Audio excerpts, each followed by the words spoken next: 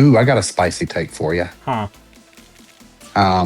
So to anybody in the audience, I am not intentionally being disrespectful. Again, my DMs are open.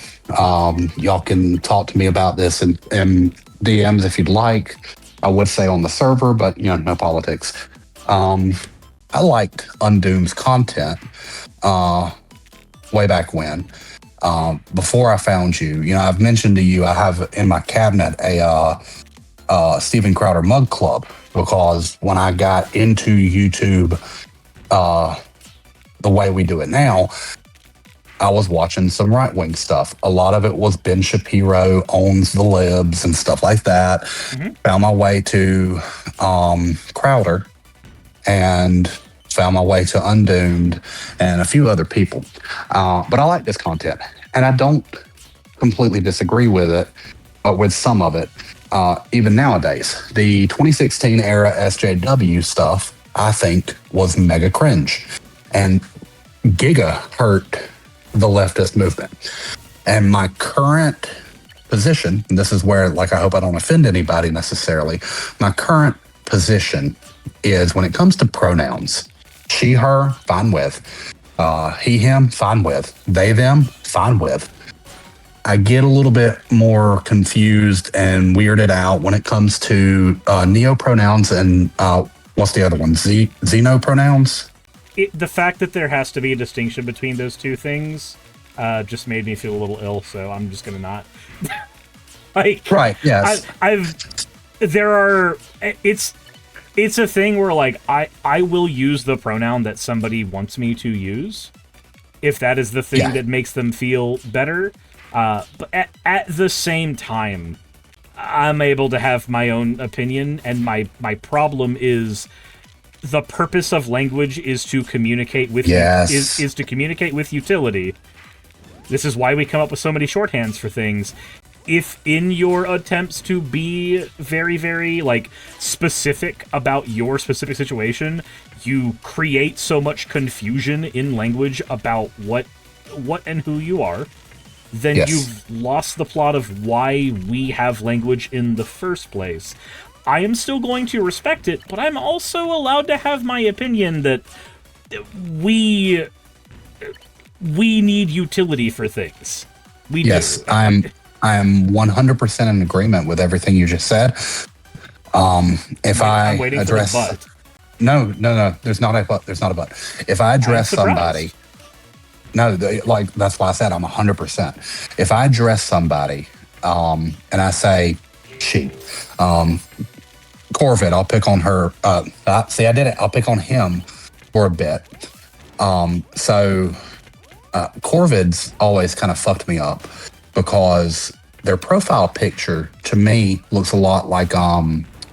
I forget her name. It's the doll princess from the Elden Ring game. And when I see that character, even though they've told me that predates Elden Ring, all I can think of is female pronouns. So that's why, again, I just did it, she. Even though, as long as I've known them, they've only gone by they've gone by non-fem pronouns. So he, him, they, them, that's fine. And I will still mess up and say she when I'm referring to Corvid. Kata has decided to say, so whatever makes you comfortable stops mattering to you then? That was never said once, and here's the cool thing that gets to happen here, because this happens every time when we get into the conversation about pronouns. Despite the fact that the exact words were stated by both of us, mind you, despite the fact that the exact words were stated by both of us that we will use whatever somebody wants us to use. Despite the fact that those words were stated explicitly, somehow, some way. Oh, it was stated by chatter right above me. Gotcha. I understand now. Never mind. I see. What happened? Because I'm not on chat. It was a conversation about Sarah Chikorita, the use of it as a pronoun, which I need to pop out of this game because I fucked up my stacking. I kind of agree with the it as a pronoun thing being weird for me because it feels like dehumanizing a person. I've seen it used as a pejorative enough to not feel comfortable using it. at the same time, if somebody like holds me down and goes like, no, this is the thing you refer to me. Okay, fine. Sure, Yeah, why not? Yeah, and so to continue, like you started in going, it's language is utility. That's my line. I say that language is a tool, and if we're not all on the same wavelength, that makes the tool basically useless. And there's also, well, not to do the attack helicopter meme, but there's also issues where why are some pronouns neo or xeno acceptable, but others aren't? And like you commented, it is a dehumanizing form to some people. I agree with. But then there are some people who specifically want that because that is what works better for them.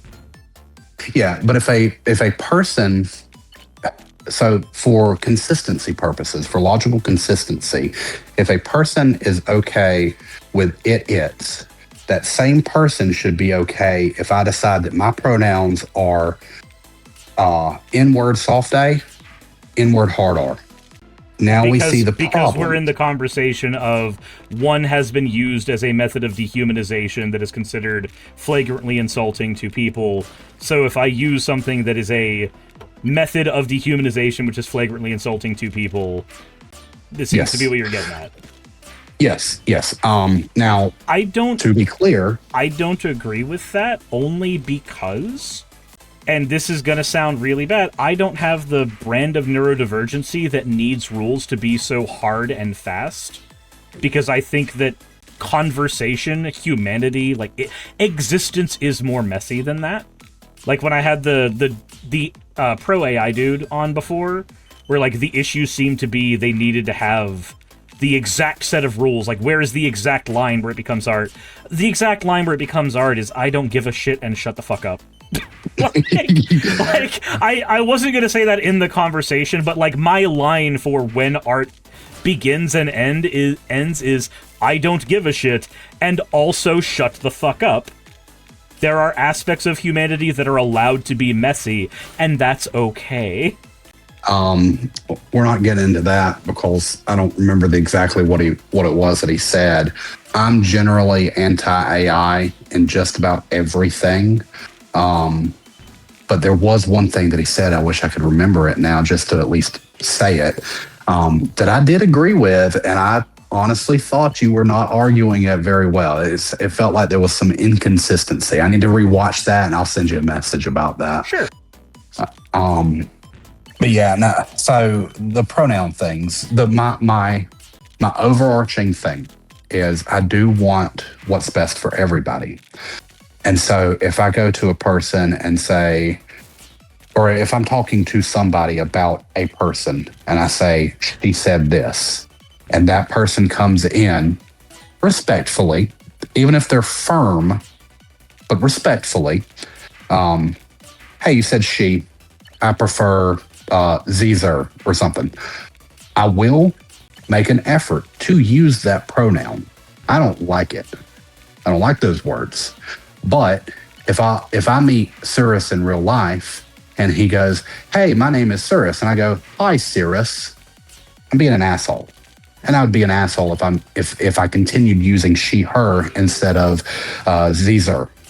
Yeah, it's like when you're purposefully mispronouncing somebody's name constantly, you are trying to engage in the same level of disrespect. And we heighten, I think, because of how vigilant the trans movement has had to be. And I don't fault anybody who feels this way, because there is literally an administration that is desperately trying to genocide y'all.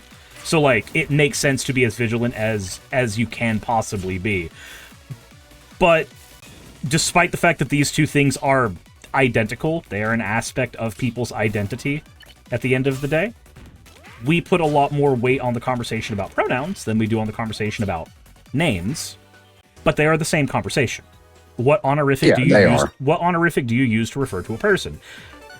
But we don't have the same baggage where it comes to names, because when we're talking about names, we are no longer exclusively talking about a group of people for whom, specifically the American government, but like a lot of regimes would sooner like to have eliminated. Yeah. to get a little bit more personal, to hopefully kind of like strengthen my argument of I will try and respect people. To get personal, one of my daughters, through a bunch of contrivances with the Georgia legal system and how life can be sometimes, her last name is my fiance's married name.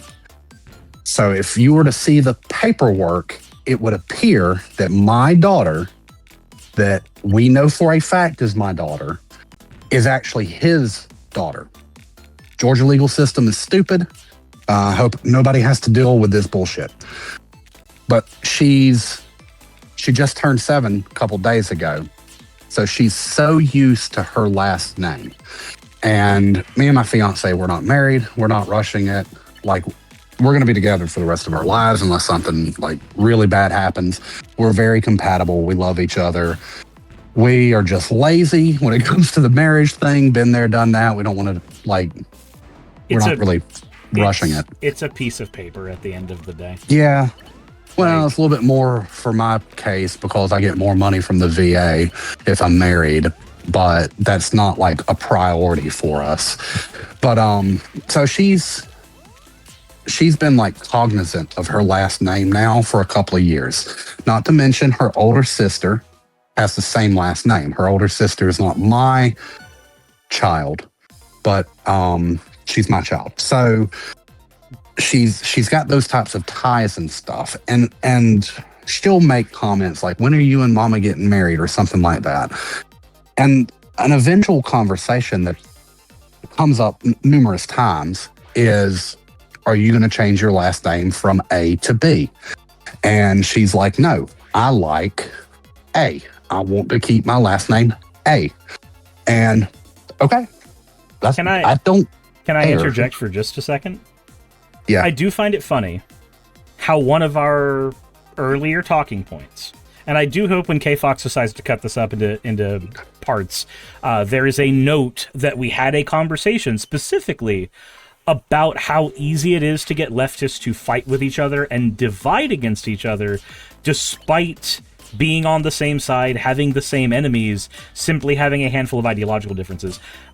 I think it's really funny that conversation was had, and yet there's a conversation happening in the chat that is looking a whole lot like the conversation that we specifically pointed out happens as a method of dividing us against each other. I just think it's really funny because it shows how effective this is. We all feel like there is some ideological line that we must draw, or we are not being like true to our values or some shit, and then we end up in 2026. I just think it's really funny. I'm not in chat. My computer is in the bedroom. Because we live in a smaller house, 7 people and 4 bedroom makes it small. The youngest 2 sleep with us, so I try not to be on the computer when they're sleeping. Yeah. So I've been bouncing around between the living room, the kitchen, outside, whatever. I'm so glad I'm not reading that shit though. Yeah, it is one of those things where like it depresses me because it is so effective. It is so super effective. All I have to do is, man, I fucked up on my Tetris shit again.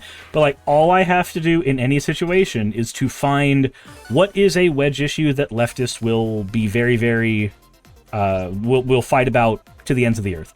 Pronouns are one, and again, pronouns make sense as one to fight about. It makes perfect sense. That's why it's as insidious as it is. It makes sense to fight for your identity, because that is your identity. That's what it is. You are trying to fight for the right to be referred to as who you see yourself as. That makes sense as a thing to fight about. It does. And that's why it hurts so much. Because you can't sit there and go, this is dumb, because it's not dumb. It's people's identity. It's who they are. And then it gets used as a weapon to make us fucking rip each other apart.